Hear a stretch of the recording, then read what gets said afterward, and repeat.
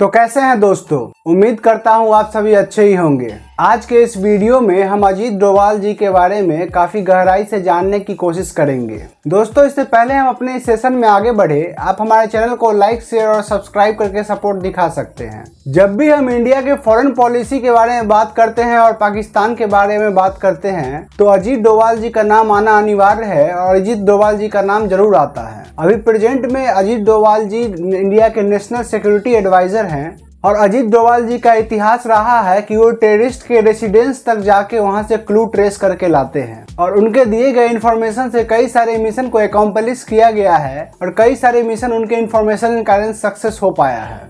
ये जानते हुए भी कि वो पकड़ाने के बाद मारे जा सकते हैं, उन्होंने कई सारे स्पाई मिशन में एक्टिवली वर्क किया है। उनके ऑपरेशन के कंटिन्यू करने के तरीके ने ही उन्हें रियल लाइफ हीरो बना दिया है। 70s, 80s और 1990s के दौरान वो काफी एक्टिव हुआ करते थे। अभी वो नेशनल सिक्योरिटी एडवाइजर भी है और साथ ही प्राइम मिनिस्टर नरेंद्र मोदी के सबसे क्लोज एडी हैं। अजीत डोभाल उत्तराखंड के पौड़ी गढ़वाल डिस्ट्रिक्ट में बॉर्न हुए थे और उन्होंने अपना schooling Ajmer military school Ajmer Rajasthan से पूरा किया है और उन्होंने अपना पोस्ट ग्रेजुएशन आगरा यूनिवर्सिटी से कंप्लीट किया है। उसके बाद वो साल 1968 में केरला कैडर से सबसे यंगेस्ट आईपीएस ऑफिसर बनते हैं। उसके बाद से ही साल 1972 में ही वो इंटेलिजेंस ब्यूरो को सर्व करना शुरू कर देते हैं और आगे जाके वो इंटेलिजेंस ब्यूरो के डायरेक्टर भी बनते हैं। इंटेलिजेंस ब्यूरो के डायरेक्टर के पद से रिटायर होने के बाद करेंटली वो अभी इंडिया के नेशनल सिक्योरिटी एडवाइजर हैं। उनके बारे में एक और चीज बहुत ज्यादा वायरल होती है कि अजीत डोभाल जी का फेस 1999 से पहले किसी को नहीं पता था और उनके फेस को सीक्रेट रखा गया था, जो कि लगभग 31 साल के सर्विस में सेफ्टी से सिक्योरली उस फेस को बचा पाना काफी मुश्किल काम था। ऐसा करने के कारण उनका सेफ्टी और सिक्योरिटी था क्योंकि वो इंटेलिजेंस डिपार्टमेंट में काफी लंबे अरसे से काम कर रहे थे और उनके सेफ्टी सिक्योरिटी का भी कंसर्न बहुत रहता था। अजीत डोभाल जी का उम्र प्रेजेंट में लगभग 77 साल है और वो साल 1945 में जन्म लिए थे। अजीत डोभाल जी का करियर काफी सक्सेसफुल और लंबा रहा है और सराहनीय भी रहा है। उनके करियर के कुछ इंपॉर्टेंट पॉइंट्स पे अभी हम बात करेंगे। साल 1988 के दौरान जब ऑपरेशन ब्लैक थंडर कंटिन्यू किया जा रहा था, जो कि अमृतसर के गोल्डन टेम्पल में होना था, जिसे खालिस्तानी सपोर्टर्स ने हाईजैक कर लिया था, उस टाइम अजीत डोभाल जी आईबी के डायरेक्टर के रूप में सर्व कर रहे थे। स्वर्ण मंदिर से जरूरी इंटेल प्राप्त करने के लिए वो एक रिक्शा पुलर के रूप में इनेक्ट हो जाते हैं और स्वर्ण मंदिर के आसपास घूमने लगते हैं। कुछ ही समय के बाद वो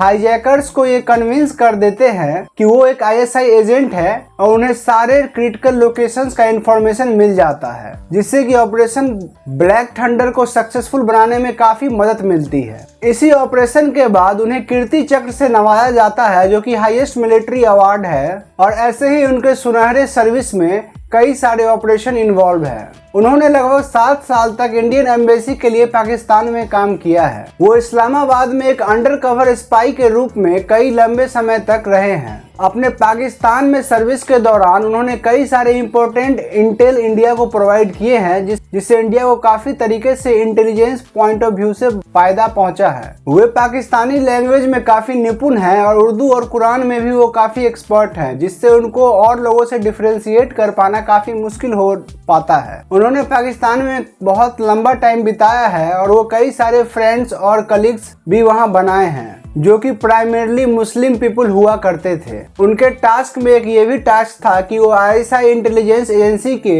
इम्पोर्टेंट इनपुट्स इंडिया तक पहुंचाएं, जिससे यहाँ के ऑपरेशंस को कंक्लूड करने में आसानी हो। 1990 के दौरान वो एक कुक्का परय, जो कि पाकिस्तानी मिलिटेंट था, उसे कन्विंस कर देते हैं एंटी इंसर्जेंट बनने के लिए और इंडिया के खिलाफ जो टेररिस्ट काम करते हैं उनके खिलाफ अटैक करने के लिए उन्हें कन्विंस कर देता है। इस अचीवमेंट के बाद उन्हें इंडिया हाई कमीशन बना दिया जाता है और उसके बाद वो एम्बेसी में ही सर्व करते हैं। 1999 के दौरान अजीत डोभाल वो 3 में से एक निगोशिएटर थे, जो कि IC 814 प्लेन को हाईजैक होने के बाद कांधार में निगोशिएट करने गए थे। 1971 से लेकर 1999 तक उन्होंने 15 से ज्यादा हाईजैक के घटनाओं में निगोशिएशन का काम किया और हाईजैक होने से बचाया। बात करें अगर अजीत डोभाल के एज ए NSA कैरियर की, तो उनके रिटायरमेंट के बाद डोवाल को 5वां नेशनल सिक्योरिटी एडवाइजर 2014 में बना दिया जाता है। उसके बाद वो एक ऑपरेशन को हेड करते हैं जिसमें 46 इंडियन नर्सेज इराकी हॉस्पिटल में फंसी हुई होती है। उनको सेफली निकालने में वो काफी मदद करते हैं। इंडियन आर्मी के द्वारा जो सर्जिकल स्ट्राइक पाकिस्तानी टेररिस्ट के लिए किया गया था, उसमें भी अजीत डोभाल का काफी महत्वपूर्ण रूप रहा था। ये उन्हीं के दिमाग का उपज था कि इंडिया के नेशनल सिक्योरिटी पॉलिसी को डिफेंसिव ऑफेंसिव बना दिया गया, जो कि पहले सिर्फ डिफेंसिव था। उन्हें उनके सर्विस के लिए काफी सराहना की गई और काफी सद्भावना भी दी गई और उन्हें इंडिया के कैबिनेट में भी शामिल होने का सुनहरा मौका दिया गया, लेकिन वो अभी उसमें सर्व नहीं कर रहे हैं। जम्मू कश्मीर में भी आर्टिकल 370 हटाने के बाद जो अस्थिरता वहां उत्पन्न होने वाली थी या हो रही थी, उसे कंट्रोल करने में अजीत डोभाल जी का बहुत ही महत्वपूर्ण योगदान है। अजीत डोभाल जी ने वहां के लोकल रेसिडेंट को काफ़ी मजबूती से ये भरोसा दिलाया कि यहाँ शांति फिर से बहाल की जाएगी और सारे गवर्नमेंट इंस्टीट्यूशन सही से फंक्शन करेंगे। जब अजीत डोभाल जी 1968 में सर्विस में इंटर ही करते हैं कि वो काफी सारे एंटी इंसर्जेंसी कैंपेन का लीडर बन जाते हैं, जो कि केरला, पंजाब और मिजोरम में कंडक्ट किया जा रहा था। डोभाल थलासेरे में भी 1972 में काम किया करते थे, जहां उन्हें वहां के होम मिनिस्टर ने वहां पीस और लॉ और ऑर्डर एस्टेब्लिश करने का जिम्मेवारी दिया था। वो अपने आईपीएस सर्विस के 6 इयर्स कंप्लीट करने के बाद एक अवार्ड भी रिसीव करते हैं। वे कीर्ति चक्र पाने वाले एक प्रथम आईपीएस ऑफिसर भी बनते हैं। केरला और मिजोरम में टेररिज्म काम करने के बाद उन्हें आईबी में रिक्रूट कर लिया जाता है। उसके बाद अजीत डोभाल जी लगभग 10 सालों तक आईबी के ऑपरेशंस को हेड करते हैं और उसे लीड करते हैं और वो कई सारे मल्टीपल एजेंसी के कोऑर्डिनेशन में काम करते हैं